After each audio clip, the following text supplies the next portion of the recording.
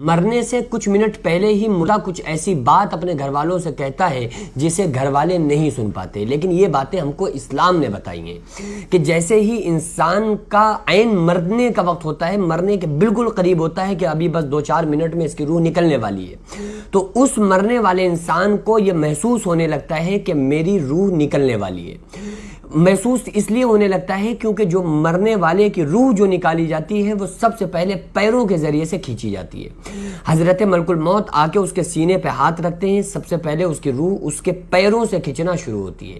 تو جب اس کی روح پیروں سے کھینچتی ہے تو اسے یہ محسوس ہونے لگتا ہے کہ ہماری روح پیروں کے اندر سے نکل رہی ہے اور ہمارے پیر بے جان ہونا شروع ہو گئے، تو اس کو یہ محسوس ہونے لگتا ہے کہ روح نکل رہی ہے۔ اب وہ کچھ کہنا چاہ رہا ہے گھر والوں سے، لیکن اس کی زبان کو بند کر دیا گیا، زبان پر تالا لگ گیا، اب اس کی زبان اس کے کنٹرول سے باہر ہو گئی۔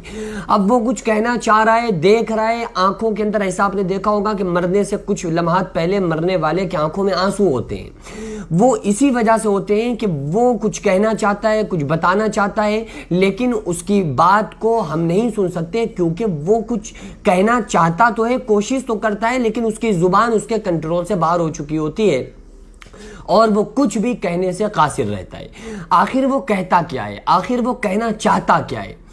جب اس کی روح پیروں سے نکلتی ہے اور اگر وہ گناہگار بندہ ہوتا ہے، بے نمازی فاسق فاجر ہوتا ہے، تو رب کی طرف سے حکم ہوتا ہے کہ اے فرشتوں اس کی روح کو اس کے پیروں سے کھینچ کر گھٹنوں میں روک دو اور مزید تکلیف کا سبب بناؤ۔ پھر اس کی روح کو کمر میں روک کر زیادہ تکلیف کا سبب بنایا جاتا ہے، پھر اس کی روح کو سینے میں روک دیا جاتا ہے۔ آقا علیہ السلام نے فرمایا کہ اس مرنے سے 2-3 منٹ پہلے جو مردہ محسوس کرتا ہے وہ یہ محسوس کرتا ہے کہ اس کے سینے کے اندر ایک پیس ڈالنے والی چکی سے چل رہی ہوتی ہے۔ وہ مردے کو، اس مرنے والے شخص کو ایسی خطرناک شدت کی پیاس لگتی ہے کہ آقا علیہ السلام نے فرمایا کہ اگر اس کو سمندر پلا دو تو بھی اس کی پیاس نہیں بجھتی۔ اس کو ایسا پسینہ اندر سے آ رہا ہوتا کہ ساری زندگی میں اس کو ایسا پسینہ نہیں آیا ہوتا ہے۔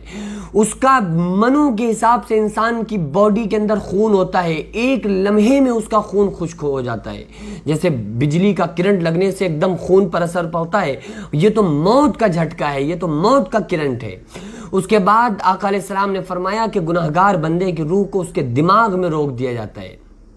آخر میں اس کی دماغ سے روح کو نکال کر اس کے منہ کے اندر سے، حلق کے اندر سے جب اس کی روح کو کھینچا جاتا ہے تو اس مرنے والے شخص کا منہ کھلا رہ جاتا ہے۔ عام طور سے ایسا ہوتا ہے کہ مردے کا منہ کھلا رہ گیا، کیونکہ وہ منہ کے ذریعے سے ہی اس کی روح کو کھینچا جاتا ہے۔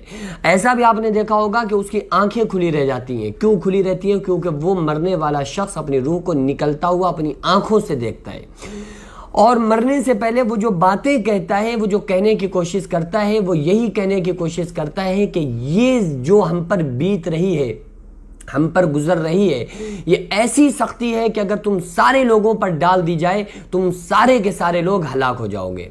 اگر نیک بندہ ہوتا ہے، وہ مرنے والا انسان نیک ہوتا ہے، تو وہ آقا علیہ السلام کی حدیث کا جو مفہوم ہے کہ وہ نیک بندہ ہوتا ہے، جو کہنے کی کوشش کرتا ہے کہ لوگوں کل نفس ذائقۃ الموت، ہر انسان کو موت کا ذائقہ چکھنا ہے۔ دیکھو میں نے دنیا میں دل نہیں لگایا تو اس کے بعد یہ مجھے جو موت کا ذائقہ چکھنا پڑ رہا ہے تو مجھے اس سے تکلیف ہو رہی ہے، تو لہٰذا تم اپنے اچھے اعمال کر لو، اچھے کام کرو، تاکہ یہ سختیاں اور یہ پریشانیاں جو برے بندوں کو ہوتی ہیں یہ تم کو نہ ہو۔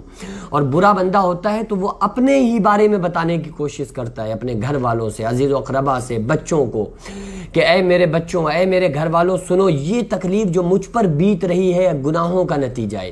کیونکہ اسے پتہ چل جاتا ہے، فرشتہ روح نکالنے سے پہلے اس کو آگاہ کر دیتا ہے کہ تم نے اللہ اور اس کے رسول صلی اللہ علیہ وسلم کی نافرمانی کر کے زندگی گزاری تھی، اس لیے تم کو شدید تکلیف دینے کا میرا ارادہ ہے اور تمہیں خطرناک تکلیف ہوگی۔ روح کو روکا جاتا ہے اس کے جسم میں اور اس سے بتایا جاتا ہے کہ تمہارے تکلیفوں، یہ جو تکلیفیں ہیں یہ تمہارے گناہوں کا نتیجہ ہے۔ تو اس لیے وہ کہنے کی کوشش کرتا ہے کہ جس دلدل میں پھنسا ہوں، اے میرے گھر والوں ایسے کام تم مت کرنا۔ لیکن افسوس کہ اس مرنے والے شخص کی بات کو ہم اور آپ نہیں سن سکتے۔ قرآن مقدس میں اللہ تعالیٰ نے فرمایا فلولا اذا بلغت الحلقوم، دیکھو اس کی روح اس کے حلق میں آ گئی، وَأَنْتُمْ حِينَئِذٍ تَنْظُرُونَ، اور مرنے والے سے تم سے بھی زیادہ اس کے قریب ہوتے ہیں، لیکن تمہیں نظر وَلَٰكِن لَا تُبْصِرُونَ، تمہیں نظر نہیں آتے۔ تو اللہ تبارک و تعالیٰ نے فرمایا کہ اب یہ وہ وقت ہے کہ اذا جاء اجلها لا يستأخرون ساعة ولا يستقدمون، یہ وہ موت ہے کہ جس میں ایک ذرہ نہ دیری ہو سکتی ہے نہ ایک ذرہ جلدی ہو سکتی ہے۔ الہم ارجل یمشون بها ام لہم ایدی یبطشون بها ام لہم اعین یبصرون بها ام لہم آذان یسمعون بها، آج ہاتھ موجود ہیں، اٹھا نہیں سکتا، پیر موجود ہیں، ہلا نہیں سکتا، زبان موجود ہے، بول نہیں سکتا، کان موجود ہے، سنائی نہیں دے رہا ہے، سنوائی ختم ہو گئی۔ یہ ساری چیزیں کیوں ہوئیں؟ رب کے قرآن نے للکار کے آواز دی، کل نفس ذائقۃ الموت، اے انسانوں، ہر انسان کو، ہر نفس کو موت کا ذائقہ چکھنا ہے۔ تو پھر ہم اس زندگی کے خاطر جو زندگی ہماری ختم ہونے والی ہے، اپنے اللہ کو ناراض کیوں کریں؟ ہم اللہ کو بھلا کر زندگی کیوں بسر کریں؟